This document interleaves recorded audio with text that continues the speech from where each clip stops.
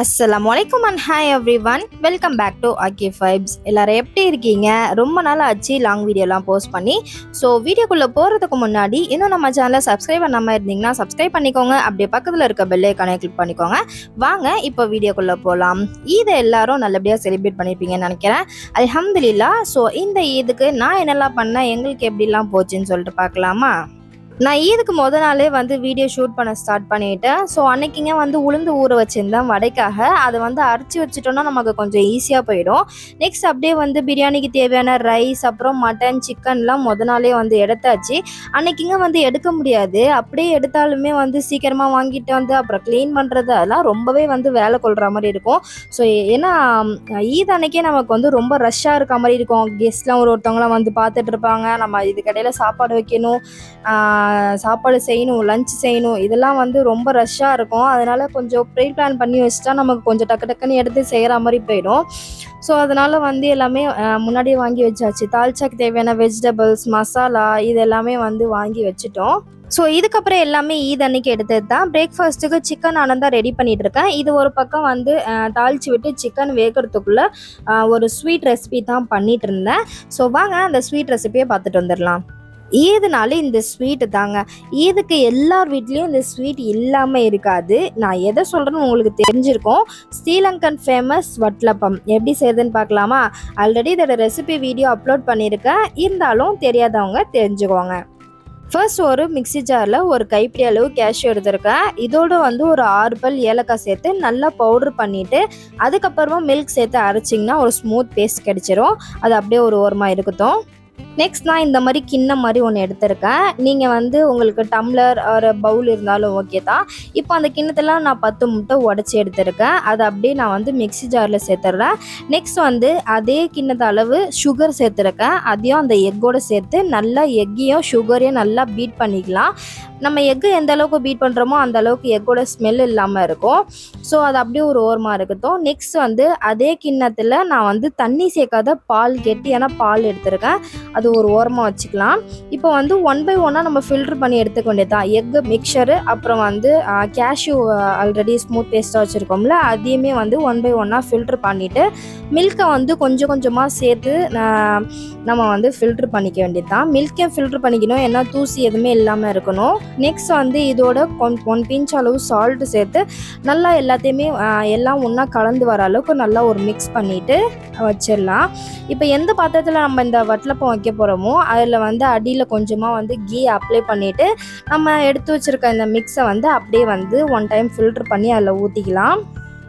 So already நான் ஒரு 10 minutes நான் விசில் குக்கரில் தான் வைக்க போகிறேன். ஸோ கொஞ்சமாக தண்ணி வச்சுட்டு அதில் 10 மினிட்ஸ் ப்ரீ ஹீட் பண்ணி வச்சுருக்கேன். இப்போ தண்ணி நல்லா சூடு வந்ததுக்கப்புறமா நான் நம்ம எடுத்து வச்சுருக்க அந்த மிக்சர் இருக்குல்ல, அதை அப்படியே தூக்கி உள்ளே வச்சு ஒரு 4 to 5 விசில் விட்டு எடுத்திங்கன்னா ஒரு சூப்பரான வட்டலப்பம் ரெடி ஆகிடுச்சு. அப்படி நீங்கள் விசிலில் வைக்கலைன்னா ஒரு 45 மினிட்ஸ் நல்லா வேக வச்சு எடுத்திங்கன்னா ஒரு சூப்பரான வட்டலப்பம் ரெடி ஆகிடுச்சு.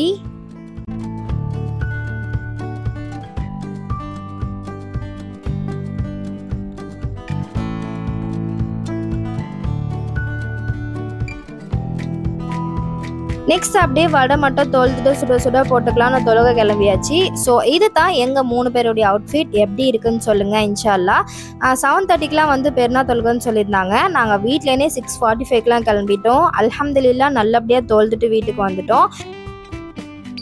யாரும் பசியில இருக்கக்கூடாது என்பதற்காக அல்லாஹ் இந்த நாளில் நோன்பை ஹராமாக்கி இருக்கின்றான். கண்ணியமான தாய்மார்களே, சகோதரிகளே, அதே போல பெருமானார் ஸல்லல்லாஹு அலைஹி வஸல்லம் அவர்கள் அன்ன சஹாபா பெருமக்கள் எல்லாம் பெருமானார் ஸல்லல்லாஹு அலைஹி வஸல்லம் அவர்களிடத்தில் கேட்கிறார்களாம், யா ரசூலல்லாஹ்,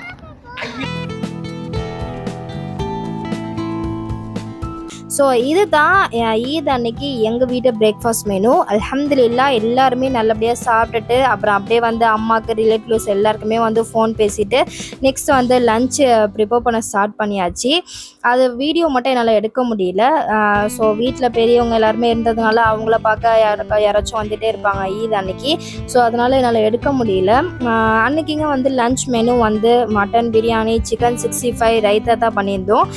ஸ்வீட் மட்டும் பண்ண முடியல. ஸோ அதனால் வீட்டில் ஐஸ்கிரீம் எல்லாருமே வாங்கிட்டு சாப்பிட்டாங்க. என் பையனுக்கு கூன் தான் வேணும்னு அடம் பிடிச்சி எப்படி சாப்பிட்றத பாருங்கள்.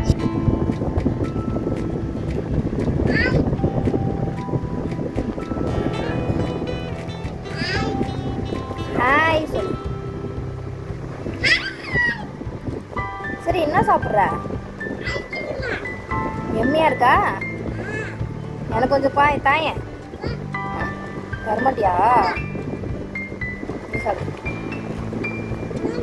வேணும்தான். தாங்க. ஆ,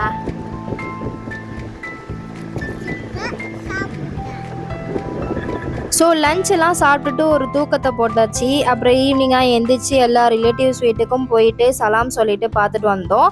இந்த ஈத் வந்து ஃபுல்ஃபில் ஆகுறதே வந்து பெருநா கொல்லைக்கு போனால் தான். நான் ஈத் அன்னைக்கு எங்கள் ஊரில் போல், பட் 2வது பெருநாக்கு என் சின்ன மாமி அங்கே கூப்பிட்டுருந்தாங்க மதியம் லஞ்சுக்கு வாங்கன்னு. அங்கே லஞ்சுக்கு 5 கறி சாப்பாடு பண்ணியிருந்தாங்க. Mutton dalcha, ghee rice, mutton roast, தக்காளி பச்சடி, வெண்டைக்காய் பச்சடி, சீனி துவை, பனானான்னு வெரைட்டியாக பண்ணி வச்சுருந்தாங்க. ஒரு பிடிச்சிட்டு ஈவினிங்காக பசங்களை அழைச்சிட்டு பெருநா கொல்லைக்கு தான் போனோம். எக்ஸிபிஷன் மாதிரி பெருசாக போட்டிருந்தாங்க. செம்ம ரஸ்ஸாக இருந்துச்சு. நிறைய கடை போட்டிருந்தாங்க. இந்த ஜம்பிங்கை பார்த்ததுமே என் பையன் ஜாலியாகிட்டான். கொஞ்ச நேரம் விளையாண்டான். அப்புறம் பசங்களாம் வந்து வேகமாக ஜம்ப் பண்ணுவோம், பயந்துட்டான். அப்புறம் வேறு எதுலேயுமே வந்து போகல. கொஞ்ச நேரத்தில் க்ரௌட் ஜாஸ்தியானதுனால நாங்களும் வந்துட்டோம். ஸோ உங்கள் ஊரில் பெருநா கொல்லைலாம் போடுவாங்களான்னு கமெண்டில் சொல்லுங்கள். ஸோ ஃபைனலாக எங்களுக்கு இப்படி தான் ஈத் போச்சு. அல்ஹம்துலில்லாஹ். நீங்கள் எப்படி செலிப்ரேட் பண்ணீங்கன்னு கமெண்டில் ஷேர் பண்ணுங்கள். வீடியோ பிடிச்சிருந்தா லைக் பண்ணுங்கள். உங்கள் ஃப்ரெண்ட்ஸ் அண்ட் ஃபேமிலிக்கு ஷேர் பண்ணுங்கள். ஆகிஃப் வைப்ஸை சப்ஸ்கிரைப் பண்ணிக்கோங்க. அஸ்ஸலாமு அலைக்கும். பாய்.